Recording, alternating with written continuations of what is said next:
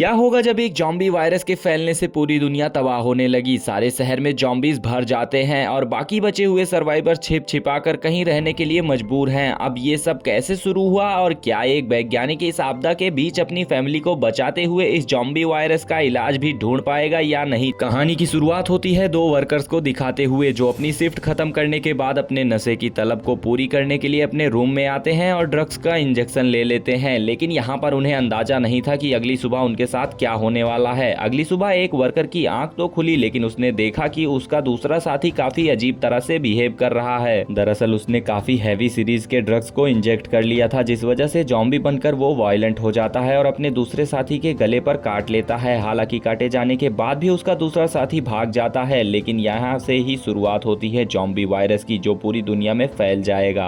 अब हमें doctor Adam को दिखाया जाता है जो अपने बेटे टिम को उसके नानी नाना के यहाँ पर भेज देते हैं, क्योंकि उसकी पत्नी मर चुकी थी और काम के चलते वो अपने बेटे का ख्याल नहीं रख पाता। अब यहाँ पर उसके जाने के बाद टिम अपने पड़ोसी जॉनी को यहाँ पर डिनर के लिए इनवाइट करता है। रात में डॉक्टर एडम, जॉनी और उसकी पत्नी सोफिया साथ में डिनर करते हैं और उनके जाने के बाद यहाँ पर एडम अपनी पत्नी को काफी मिस करता है और अपनी पुरानी यादों को ताजा करता है। अब हमें दूसरी ओर मेन शहर में उस कंस्ट्रक्शन वर्कर को हॉस्पिटल ले जाते हुए दिखाया जाता है। यहाँ वो आदमी लगातार मुंह से खून फेंके जा रहा था, जिसका कुछ हिस्सा एक नर्स पर गिर गया, जो कि अपना शिफ्ट खत्म करने के बाद दूसरे शहर में मौजूद अपने घर जा ही रही थी। हालांकि वो इसे सीरियसली नहीं लेती, लेकिन जब वो फ्लाइट में चढ़ी थी तब उसे कुछ ही देर में अजीब सा महसूस होने लगता है, मानो कि उसे खून की गंध महसूस हो रही थी। अब तक WHO के डॉक्टर्स को भी ऐसी फोटोज आने लगी थी जिनमें लोग अजीब तरह से बिहेव करके वायलेंट तरीके से सब पर हमला कर रहे थे और वो जिन को काट रहे थे वो भी जॉम्बी बन रहे थे। अब यहाँ पर क्लोरिस नाम का एक डॉक्टर, जो कि एडम के ही हॉस्पिटल में काम करता है, उसने रिवील किया कि ऐसे ही कुछ उनके साथ टाउन में भी हो रहा है और यहाँ पर जॉम्बी वायरस बहुत तेज से फैल रहा है। इस बात से अनजान जब ग्रोसरी शॉप पर एडम जाता है तो देखता है कि लोग राशन इकट्ठा करके खाली एरियाज की तरफ भाग रहे हैं और जल्द ही उसे इस बात का पता लग जाता है जब एक जॉम्बी एक एम्बुलेंस से निकलकर लोगों पर हमला करना शुरू कर देता है। और तभी यहाँ पर एडम समझ जाता है कि ये सब कुछ जॉम्बी वायरस की वजह से हो रहा है और वो तुरंत ही अपनी कार में बैठता है और अपने बेटे के पास फोन लगाता है, लेकिन फोन कनेक्ट नहीं होता।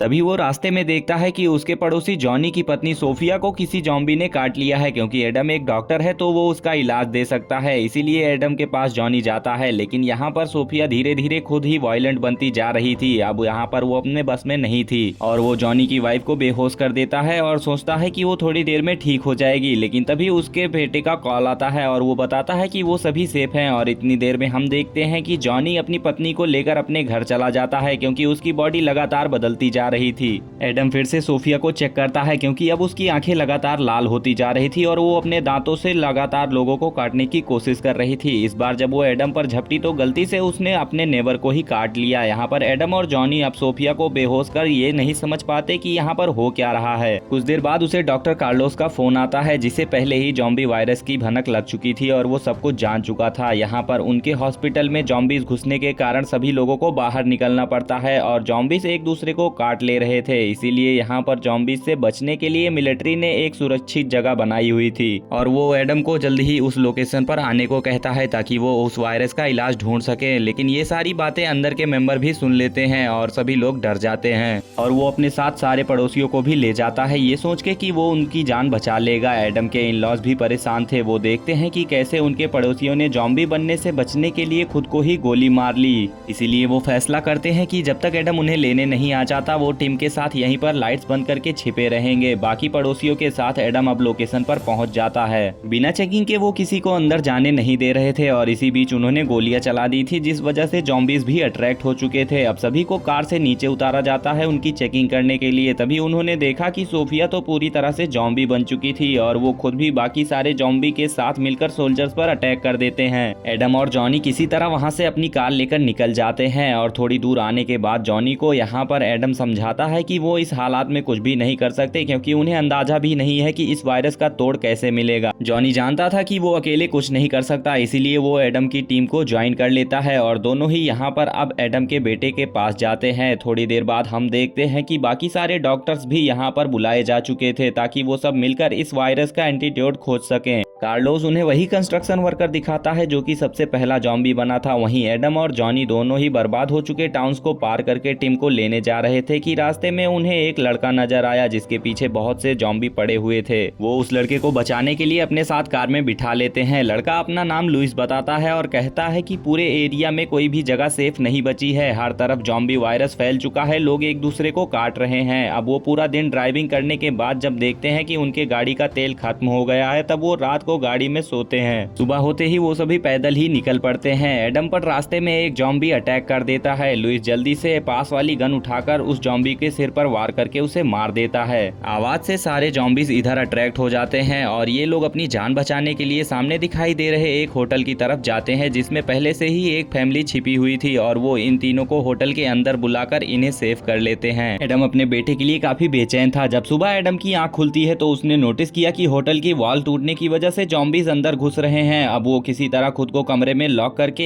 एक एक करके जॉम्बी को मारने लगता है। उसे पता था कि वो उन सबको नहीं मार सकता, इसीलिए वो एक प्लान बनाकर उन सबको अपने पीछे लगातार छत पर ले जाता है और वो एक एक करके उन सबके सिर पर वार कर उन्हें नीचे फेंकने लगता है। तभी पीछे से मैक्स की बेटी भी आकर उसकी मदद करने लगती है। अब वो दोनों मिलकर बाकियों को नीचे ढूंढने जाते हैं जहाँ पर उन्हें मैक्स और उसकी पत्नी मिलती हैं और वो दोनों बताते हैं कि जॉनी और लुइस वहाँ पर जॉम्बी से बचकर सामने वाले कमरे में चले गए थे। इसके अलावा मैक्स को एक बच्चा भी दिखाई दिया। मैक्स बच्चे को लेने चला जाता है और एडम जॉनी और लुइस को लेने चला गया। पीछे से मैक्स की बेटी और पत्नी ने फेंसिंग को फिर से बंद कर दिया ताकि वो सभी जॉम्बीज से सेफ रह सकें। अंदर जाने के बाद मैक्स देखता है कि लुइस ने गलती से अपना पैर ही तुड़वा लिया। वो उसका इलाज करता है ताकि इन्फेक्शन न फैले और दूसरी ओर हम देखते हैं कि मैक्स अब उस बच्चे के साथ बाहर निकल ही रहा था कि सामने से एक जॉम्बी उनकी ओर आने लगा। वो दोनों कमरे में घुस के सेफ रहने की कोशिश करते हैं लेकिन यहाँ पर जॉम्बी अंदर घुसकर दोनों को काट लेता है। एडम बाहर आता है और मैक्स को सेफ रहने के लिए कहता है। तभी उसके पीछे से जॉम्बी आ जाते हैं और उन्होंने उसे भी काट डाला। लुइस के पैर में चोट लगी थी इसीलिए बड़ी सावधानी से वो गैस स्टेशन तक जाते हैं जहाँ पर सर्वाइवर्स आपस में ही मारपीट करके खाना छीन रहे थे। यहाँ पर वो किसी तरह उन सबसे बचकर फाइनली ऑयल को लेकर वापस उस टाउन की ओर निकल पड़ते हैं।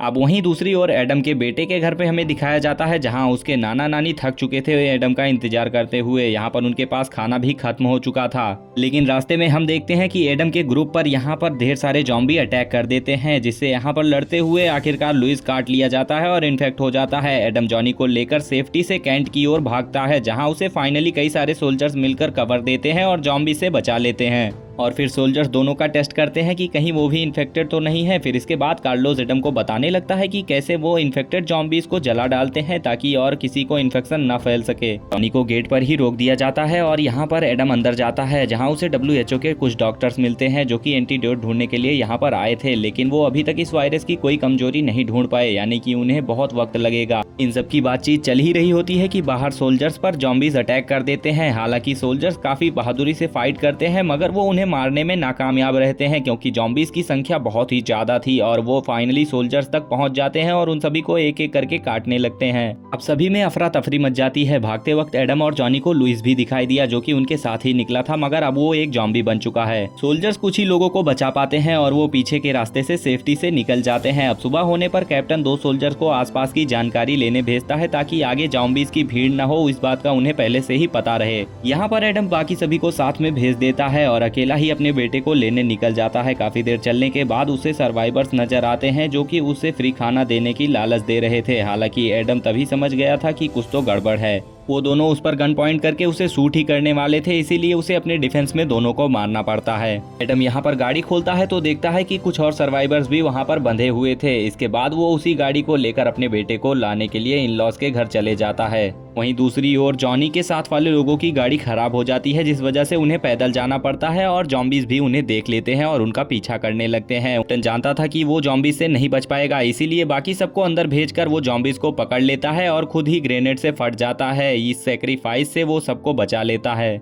अब फाइनली यहाँ पर एडम अपने बेटे के पास पहुंच जाता है लेकिन यहाँ पर आसपास सब कुछ बर्बाद लग रहा था। वो डरते हुए अंदर घुसता है। उसे पता नहीं था कि उसका बेटा टिम सेफ है या फिर जॉम्बी बन चुका है। घर के अंदर जाते ही एडम को उसका फादर इन लॉ नजर आता है और वो एक जॉम्बी बन चुका था, इसीलिए न चाहते हुए भी उसे मारना पड़ता है। एडम अपने बेटे को ढूंढते हुए उसके रूम में जाता है और देखता है कि उसे भी जॉम्बी ने काट लिया था लेकिन यहाँ पर अभी तक वो जॉम्बी नहीं बना था। अब वो अपने बेटे को गाड़ी में बिठाकर दूसरी फैसिलिटी की ओर जाता है और वहां पर उसे पहुंचते ही पता लगता है कि लेडी डॉक्टर उसके साथ नोटिस करती है कि फाइनली उन्हें इस वायरस का एंटीडोट मिल ही गया। ये ज़ॉम्बी वायरस बच्चों पर काम नहीं करता क्योंकि ये एक ट्रक से इन्फेक्ट हुआ था, इसीलिए यहाँ पर इतने दिन पहले काटे जाने के बावजूद भी अब तक टिम ज़ॉम्बी नहीं बना था। जल्द ही टिम के ब्लड सैंपल से यहाँ पर सभी तक एंटीडोट बनाकर पहुँचा दिया जाएगा और सारी दुनिया को बचा लिया जाएगा। और होपफुली यहाँ पर ये रिसर्च काम करती है और टिम के एंटीडोट से यहाँ पर सारी दुनिया को बचा लिया जाता है और इसी हैप्पी एंडिंग के साथ ये मूवी यहीं पर खत्म हो जाती है। अगर आप सभी को वीडियो पसंद आई हो तो लाइक करके चैनल को सब्सक्राइब कर लेना और मिलते हैं ऐसी ही रोमांचक कहानियों के साथ अगली वीडियो में।